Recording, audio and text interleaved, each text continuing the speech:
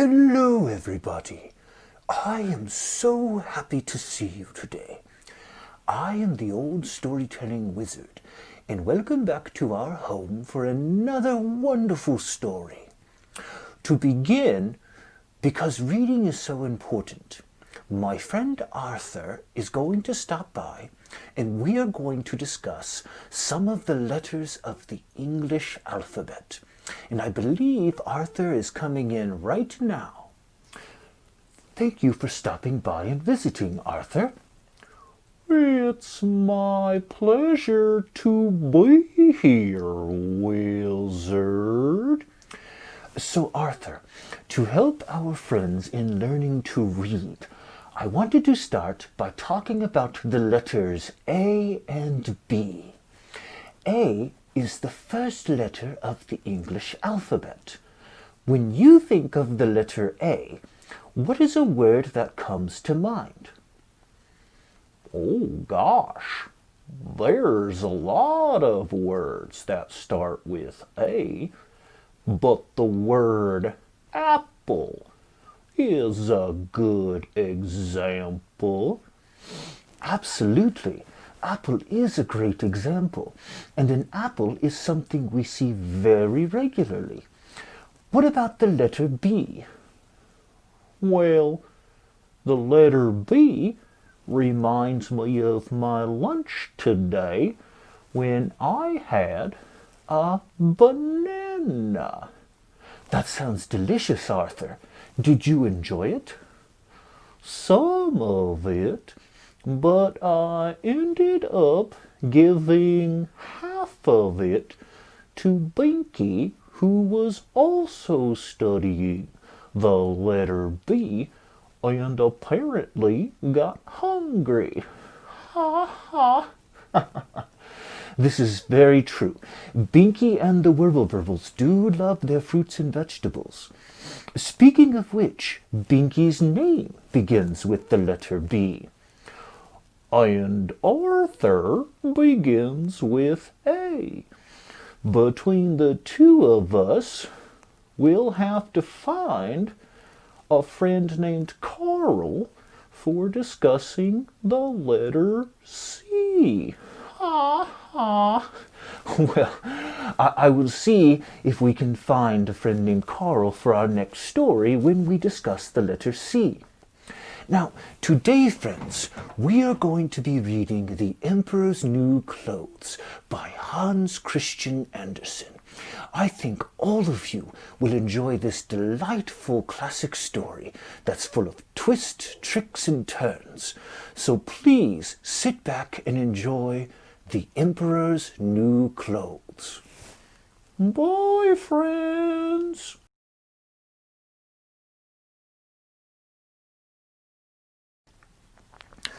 The Emperor's New Clothes. Many years ago, there lived an emperor who was so fond of fine new clothes that he spent all his money on finery and dresses. He did not care anything about his soldiers, nor did he care about going to the play or driving in the park except when he wanted to show off his new clothes. He had a dress for every hour of the day, and just as we should say of a king that he is in the council room, so they always used to say the emperor was in his dressing room. In the great city where he lived, there was always a great merriment going on. Every day a number of strangers arrived there. One day, two vagabonds came to the city. They called themselves weavers, and said they knew how to weave the most splendid cloth that one could imagine. Not only were the colors and the patterns something out of the common, but the clothes which were made from these materials possessed a wonderful property, that of becoming invisible to everyone that was not fit for his office, or who was hopelessly foolish. They must be fine clothes indeed, thought the emperor. By wearing them, I could find out which men in my empire are not fit for their places. I should be able to know the wise from the foolish. Yes, I must have that cloth made for me at once." And he gave the two vagabonds a lot of money on this account, so that they should begin with their work at once. They put up 2 looms and pretended that they were working, but they had really nothing at all on the looms. They kept on ordering the finest silk and the costliest gold. This they put in their own bags and worked away at the empty looms till late at night. "I should like to know how much of the cloth they have ready now," thought the emperor. But he felt a little uneasy at the thought that whoever was foolish or was not suited for his place could not see the cloth. He thought, of course, that he need not be afraid for his own part, but he would send somebody first to see how they were getting on. Everybody knew about the wonderful property which the cloth possessed, and all were anxious to find out how bad or foolish their neighbors were. "I will send my old and honest minister to the weavers," thought the emperor. "He can best see what the cloth looks like, for he has sense, and no one knows his business better than he." Well, the old and trusty minister went into the room where the 2 vagabonds sat working at the empty looms. "Dear me," thought the old minister, and opened his eyes. "I can't see anything." But he did not say this aloud. The 2 vagabonds asked him to be so kind as to come nearer, and inquired if he did not like the fine pattern and the beautiful colors. They pointed to the empty looms, and the poor old minister opened his eyes still more, but he could not see anything, because there was nothing to see. "Dear, dear," he thought, "am I really so foolish? I should never have thought it. Nobody must know it, however. Am I not fit for my place? No, it would never do to say I cannot see the cloth." "Well, you don't say anything about it," said one of the weavers. "Oh, it is really fine, quite charming," said the old minister, and looked through his eyeglasses. "What a pattern and what colors! Yes, I shall tell the emperor that I am very much pleased with it." "Well, we are pleased to hear that," said the weavers. And they then called the colors by their names and spoke about the wonderful pattern. The old minister listened to them very attentively, so that he could repeat what they said when he returned to the emperor, and this he did. The vagabonds now asked for more money, and silk and gold, which they said they wanted to complete the work. However, they put everything in their bags. Not a thread came on the looms, but they kept on weaving as before at the empty looms. The emperor soon sent another trusty counselor to see how the weaving was going, and whether the cloth would soon be ready. It fared, however, with him as with the minister. He looked and he looked, but there was nothing but the empty looms. He could see nothing at all. "Well, is not this a fine piece of cloth?" said the 2 vagabonds, and they pretended to show him the cloth and described to him the fine pattern which did not exist at all. "I am not foolish," thought the counselor. "It is my good office I am not fit for. It is very provoking, but I must not let it out." So he praised the cloth, which he did not see, and expressed his delight at the beautiful colors and the splendid pattern. "Yes, it is very charming," he said to the emperor. All the people in town were talking about the splendid cloth. At last the emperor wished to see it himself, while it was still on the loom. with a whole company of chosen men, amongst whom were the 2 honest counselors who had been there before, he proceeded to the 2 cunning vagabonds, who were now working away with all their might, but without any thread or materials whatever. "Is it not magnificent?" said the 2 counselors. "Does your majesty see what a pattern and what colours?" And they pointed to the empty looms, because they believed the others were sure to see the cloth.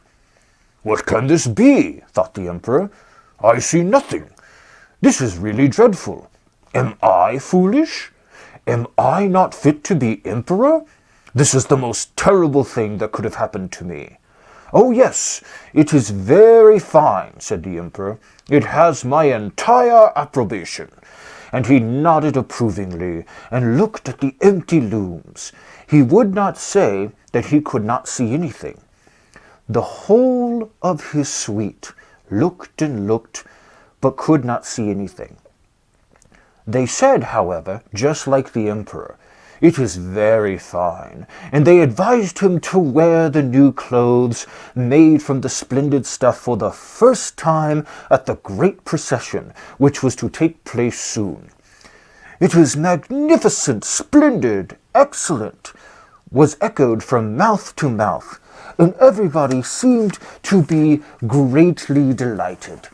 The emperor gave each of the vagabonds a cross of knightly order to wear, and gave them also the title Weavers to the Emperor. The whole night before the day when the procession was to take place, the vagabonds were sitting up working, and had more than 16 candles lighted. The people could see they were busy getting the emperor's new clothes ready. They pretended to be taking the cloth off the looms, they were cutting in the air with large scissors, and they were sewing with needles without any thread, and said at last, "See, there are the clothes that are ready." The emperor, with his most distinguished courtiers, came himself to their place, and the vagabonds would lift one arm as if they were holding something and said, "See here, the trousers, here is the coat, here is the cloak," and so on. "It is light as a cobweb," they said. "One would think one had nothing on at all, but that's just the beauty of it." "Yes," said all the courtiers, but they could not see anything because there was nothing. "Will your imperial majesty please to take off your clothes," said the vagabonds, "and we will put the new clothes on your majesty here in front of the large looking-glass."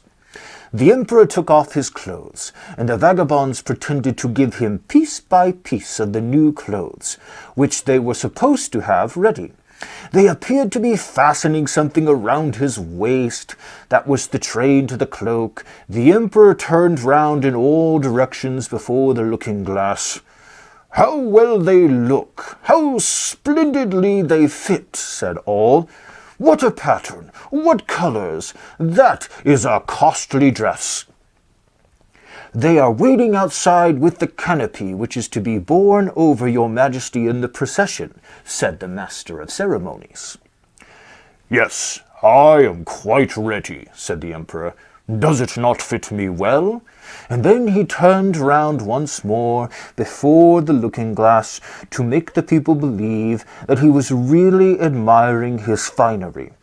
The chamberlains who were to carry the train fumbled along the floor with their hands as if they were gathering up the train of the cloak. They walked as if they were carrying something in their hands because they were afraid that the people should think they could not see anything. And thus the emperor went in the procession under the splendid canopy, and all the people in the streets and in the windows said, "Dear me! What matchless new clothes the emperor has! What a splendid train he has to his cloak! How beautifully they fit him!" Nobody would admit that he saw nothing, because in that case he had not been fit for his office, or he must be very foolish. No other clothes of the emperor had been such a success. But he hasn't got anything on, cried a little child. Dear me, just listen to what the little innocent says, said the father, and the people whispered to each other what the child had said. He hasn't got anything on, shouted all the people at last. This made the emperor's flesh creep, because he thought they were right. But he thought, I must keep it up through the procession anyhow. And he walked on still more majestically, and the chamberlains walked behind and carried the train, which did not exist at all. The end. The Emperor's New Clothes is a story of pride and honesty. The emperor cared more about possessions than people, but ultimately pride kept people from speaking the truth. It was only when a young child spoke honestly that the people chose to be honest. This is a delightful story about the importance of honesty. I certainly hope the Emperor's New Clothes touched your hearts.